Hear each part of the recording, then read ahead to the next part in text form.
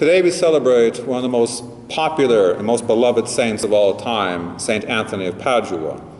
But Saint Anthony, of course, was an extraordinarily holy man, a miracle worker.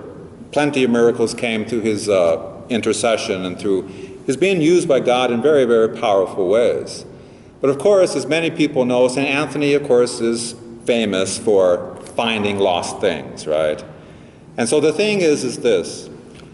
Many people, maybe even some of you, might have these wonderful stories of how a wallet or a purse was lost with your credit cards, and you prayed to St. Anthony and you found them, or somebody brought it back to you.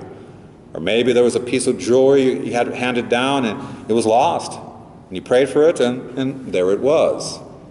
But the thing though to keep in mind is this, and this may not be the case with any of you, you're my holy ones here, my daily communicants here, but it's something, though, to be aware of, because it can creep in, and that is this, a certain mentality that some modern-day theologians call the vending machine mentality. A vending machine, of course, is you put your coins in, you push the button, you should expect something to pop out, right?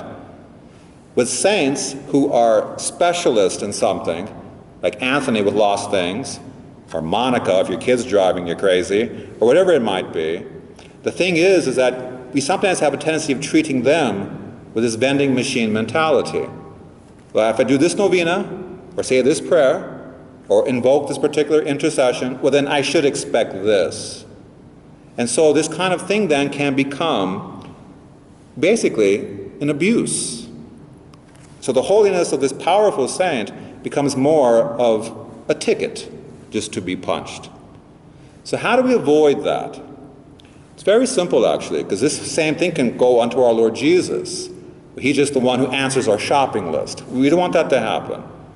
So what you do is this. Remember, the saints are real. They're real people, like you and I. St. Anthony of Padua laughed a lot. He prayed a lot. He cried a lot. He lived a lot for our Lord Jesus. So treat him as a real person that he is. So here's a little example to show you how this is. St. Catherine of Siena and St. Thomas Aquinas were walking in heaven, just talking. And Catherine says to Thomas, "Have you had any prayer requests today from the people of God? I had a beautiful one just a little while ago. This young lady asked me to take her request to the Father so she can figure out where she should live." And Thomas of Aquinas says, "Oh, that's beautiful, that's wonderful. Well, I too just had a young man today ask me. He's taken courses in law. He wants to be a lawyer. But he wants me to go to the Father that he can have true wisdom." And as we're talking, they come up and they see Anthony of Padua. "Anthony, any prayer requests today?" Just looks at them, kind of like shakes his head, kind of frustrated, kind of bored.